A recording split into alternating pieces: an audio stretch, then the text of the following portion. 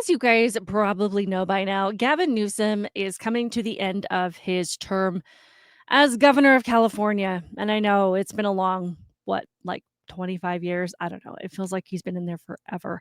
And you would think that this would be like Christmas for Democrats. No, maybe not for Democrats, but for California in general, that there would be people celebrating, anxiously awaiting for this man to finally be out of office. And I think in some ways, a lot of them probably are relieved, even though for some reason there are still people that support this man, even though he has done nothing but destroy the state of California. But we see this as an opportunity for Democrats to maybe change things around a little bit, to maybe shift parties and maybe give somebody else a chance to see if they can make things a little bit better, because we know that at least one of the definitions of insanity is continuing to do the same thing over and over again and expecting a different result. And Democrats seem to be really known for that. So a lot of us are looking at this, crossing our fingers and saying, okay, so are you going to change things for the better? Are you going to maybe give a Republican a chance? And I'm not saying all Republicans are perfect by any stretch of the imagination. A lot of them are terrible as well. That's not really what this is about. But we have seen that when it comes to Democrats these days, it is the woke extremists that like to deliver a lot of talking points, and it's all about what they say. I'm starting to do the Gavin Newsom thing. You guys can't see it, but it's not so much about what they do. Like for Democrats, words speak louder than actions. They can say whatever they want. If they don't do it, it's totally fine because they said the right thing. Anyway, long intro to get into who their preferred candidate to replace Gavin Newsom has been. And at least she was the preferred candidate up until probably the last few days. Now, I think maybe Democrats are rethinking her as the selection for their preferred candidate or not. I don't know if you guys have seen some of the interviews and some of these sound clips from this woman. Her name is Katie Porter. She's running for governor of California for 2026. And like I said, I know she was the preferred candidate at least earlier this week, but it seems like after one bad clip went viral, went across the interwebs, it seemed to be like there was a flood that suddenly came out, and there doesn't seem to be one redeemable public appearance or news article that says anything positive about this woman. But when you consider who the Democrats are these days, which are the extremist part of their party, and you think about who Katie Porter is, and we're going to look into some of these clips, maybe you start to think, no, she seems to be perfect, a perfect representative of today's Democrat Party. So we're going to get into some of these clips because it's been really interesting to watch. Like, I thought there was maybe one or two bad clips, but there's a lot. This woman is a trip. But before we get too much further, I'm Outspoken Samantha. I appreciate you so much for being here. Please hit the like button on this video and subscribe to my channel. Thank you so much for doing both of those things. But we're going to get into who this delightful woman, Katie Porter, is. And I say that with all the sarcasm I can muster right now because this woman is a trip. So I had no idea who she was until the last few days. And this clip, which I'm sure most of you have seen by now, popped up for my viewing enjoyment. So we're going to watch about 2 minutes of it. It's about 3 minutes long. We'll watch 2 minutes because I think you can get the gist of it. Because if you haven't seen it yet, you absolutely need to. But this is just like very basic questions of somebody that's planning on running for governor. And she seems to be deeply triggered by that. So let's have a look here. Say to the 40% of California voters who you'll need in order to win, who voted for Trump? How would I need them in order to win, man? Well, unless you think you're going to get 60% of the vote. You think you'll get 60%. Everybody who did not vote for Trump will vote for you. That's what you're saying. In a general election, yes. If it is me versus a Republican, I think that I will win the people who did not vote for Trump. What if it's you versus another Democrat? I don't intend that to be the case. So how do you not intend that to be the case? Are you going to ask them not to run? No, I'm saying I'm going to build the support. I have the support already in terms of name recognition. And so I'm going to do the very best I can to make sure that we get through this primary in a really strong position. But let me be clear with you. I represented Orange County. I represented a purple area. I have stood on my own 2 feet and won Republican votes before. That's not something every candidate in this race can say. If you're from a deep blue area, if you're from LA or you're from Oakland, you don't have an experience. But you just said you don't need those Trump voters. Well, you asked me if I needed them to win. So you don't I think feel you like need this them is to win. unnecessarily argumentative. What is your question? The question is the same thing I asked everybody, that this is being called the empowering voters to stop Trump's power grab. Every other candidate has answered this question. This is not Correct. And I argumentative. said I support it. So, and the question is, what do you say to the 40% of voters who voted for Trump? Oh, I'm happy to say that. It's the do you need them to win part that I don't understand. I'm happy to answer the question as you have it written, and I'll answer it. And we've also asked the other candidates, do you think you need any of those 40% of California voters to win? And you're saying, no, you don't. No, I'm saying I'm going to try to win every vote I can. And what I'm saying to you is that Well, to those voters, okay, so you... I don't want to keep doing this. I'm going to call it. Okay. Thank you. You're not going to do the interview with us? Nope, not like this. I'm not. Not with 7 follow-ups to every single question you ask. Every other candidate has answered I don't our care. follow-ups. I don't care. I want to have a pleasant, positive conversation in which you ask me about every issue on this list. And if every question you're going to make up a follow-up question, then we're never going to get there. Well, she seems pleasant. The question was, how do you intend to appeal to people that maybe didn't vote for Trump or maybe are more right-leaning, that are not outright Democrats? Because unless you plan on getting 100% of the vote from your party, you are going to need some of that support. And she seemed very confused about why running for governor would require you to appeal to voters, particularly to voters that may not support you. And I think that this just speaks to a lot of the echo chamber and the bubble that a lot of Democrats seem to live in. They already think they're popular. They already think that their ideas are popular. They think that they can be hostile and nasty online or in public. And it's not going to hurt their campaign because they just assume that everybody loves them. And it's like, no, you actually do need the support from people, at least in the middle, to win most elections. Now, California, I think, might be a different story because it's a corrupt state. I don't know if there's ever going to be a possibility of anybody but a Democrat winning ever again. But she is probably going to have to face off with other Democrat candidates. So she is going to have to appeal to a wider audience than just the people that she thinks she has in the bag, which are probably just a lot of really angry, liberal, white women. But there are other people that are going to cast votes. Anyway, it just, I don't know about you guys, seemed extremely ridiculous. And like the blonde lady, I can't remember what her name is. I'm so sorry. She wasn't the one being argumentative. She was just baffled at the idea that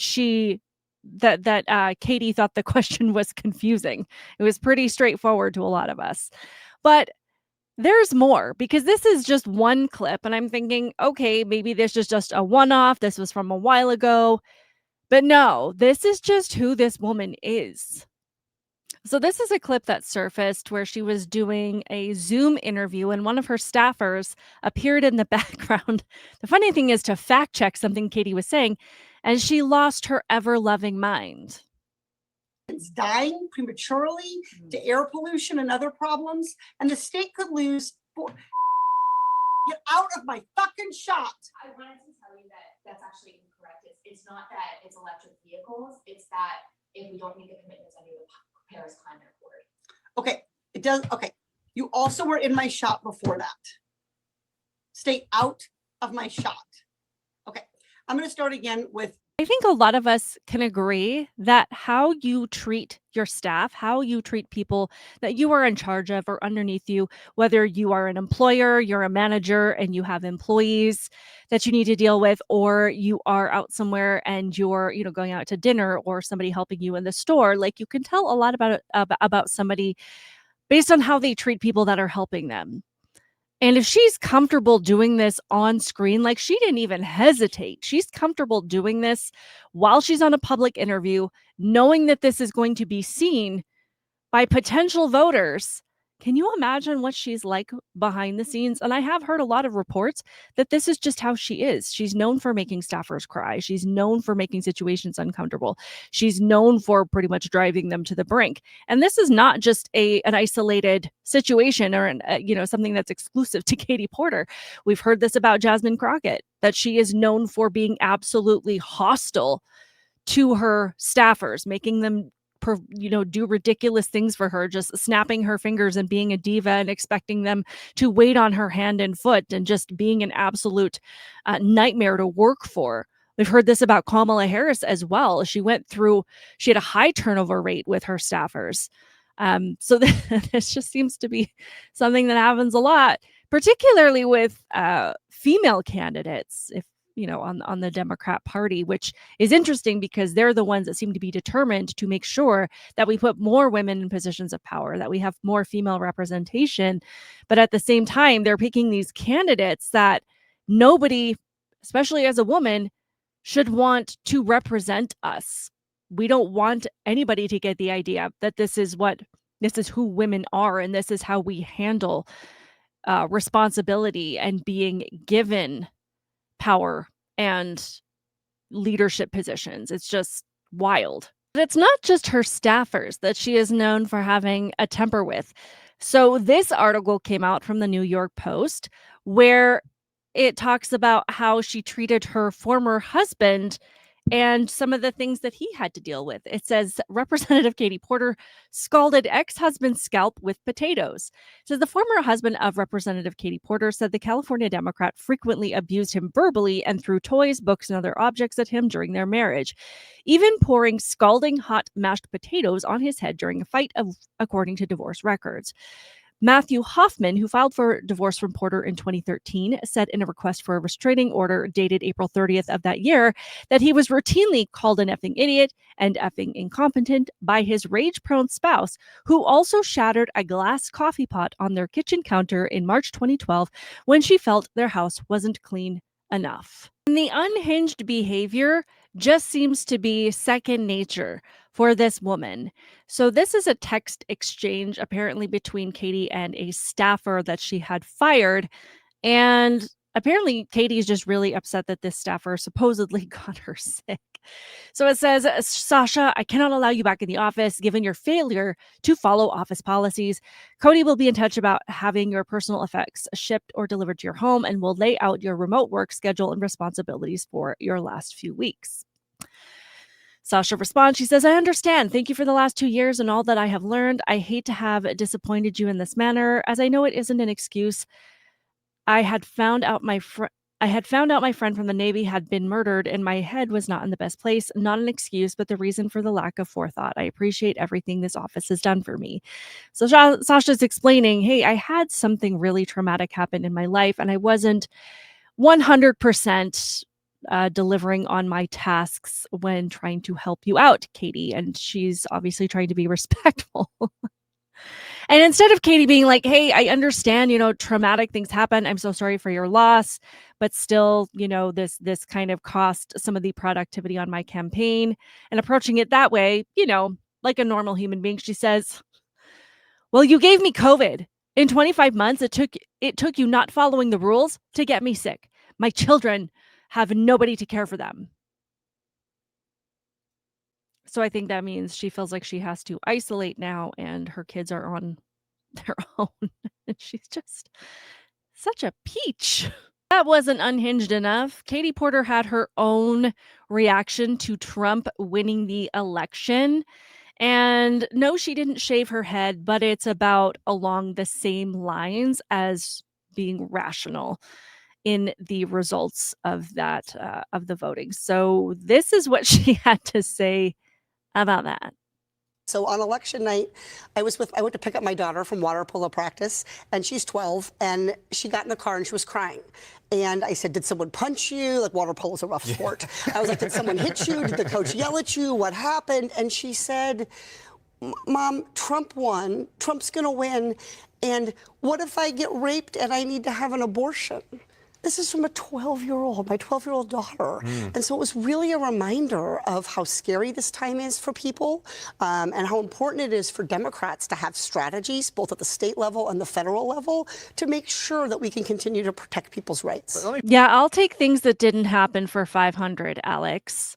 There's no way that happened with her 12-year-old. And if it did, I'm sorry. You're a terrible mother. What do you mean? You're talking to your 12-year-old daughter about the possibility of being SA'd and then having to deal with the choice of unaliving their unborn baby. Like, I have a daughter that's almost 10 years old. She's playing games with her friends, doing dance parties and karaoke to songs that they like. Like, that is what they are focused on. So if you are talking to your daughter at that young of an age about what to do in the most traumatizing experience situation that a woman can experience, like the most horrifying thing that any of us can imagine, and what the potential outcome could be, I'm sorry, are you trying to traumatize your daughter? Are you trying to give her nightmares? Like, that's the only reason that you would be that graphic where she would come out with a response like that naturally. So, yeah. But then again, she is a liberal. So I would have no doubt that perhaps she is having those conversations with her daughter because they've got to pass the fear down through their children. That's what they're passing on to their kids. I'm passing on, principles and values of hope and Christianity and talking about God and Jesus Christ and being a good person. Whereas liberal women tend to pass on their fear and their outrage because it can't end with them. They've got to make sure that their daughters are just as outraged and unhinged as they are. And I've seen stuff like this happening. So that's why I'm saying it's not out of the realm of possibility.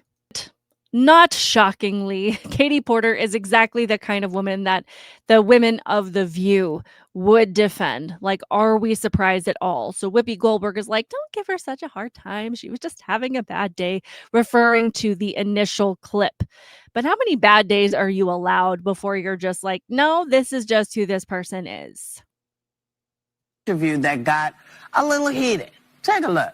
We've also asked the other candidates, do you think you need any of those 40% of California voters to win? And you're saying, no, you don't. No, I'm saying I'm going to try to win every vote I can. Candidate has answered. I don't care.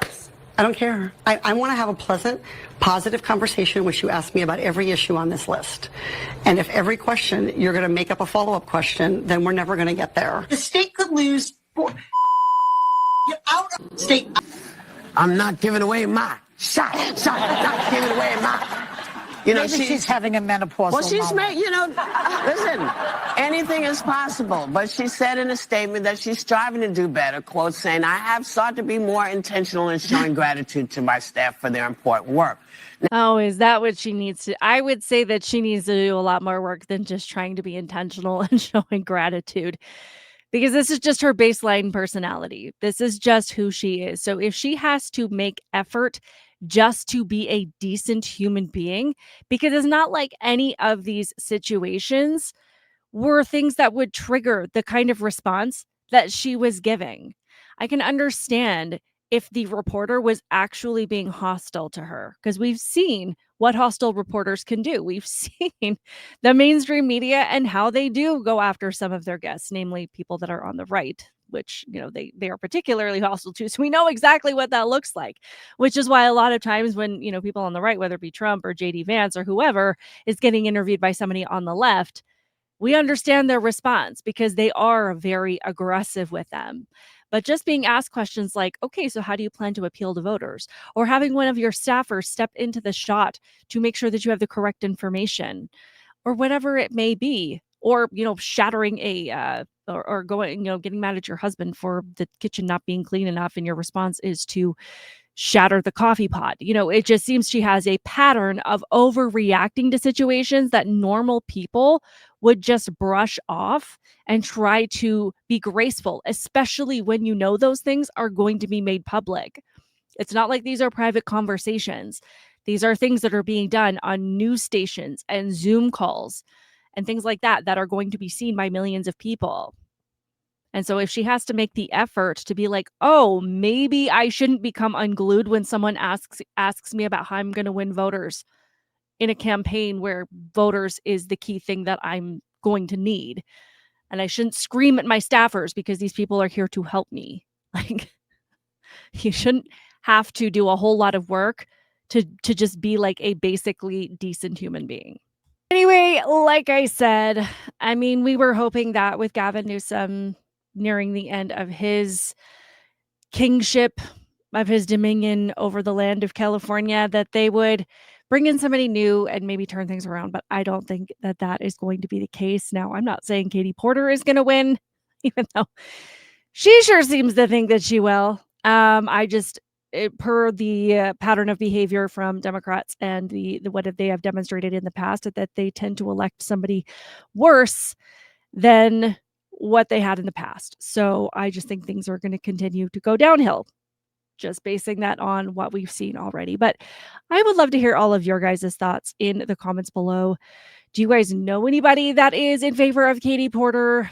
I mean, I don't think anybody's more in favor of Katie Porter than Katie Porter, but she's got to have at least a couple of supporters out there that she's not related to. Maybe. Anyway, let me know your guys' thoughts in the comments below. Please hit the like button on this video and subscribe. As you guys know, we always end with a clip of Charlie Kirk. Keep it real, and I will see you in the next one. Bye. Through a moment where this is the most consequential historical climax, like, since the American Civil War. That's not BS. That's not spin. Yeah, this is even. Yeah, this is. I mean, like 1776 Tea Party. Yeah, yeah. Yeah, and it's like it's a question, right? And I have no idea if we're gonna win or not. So yeah, you have a thought?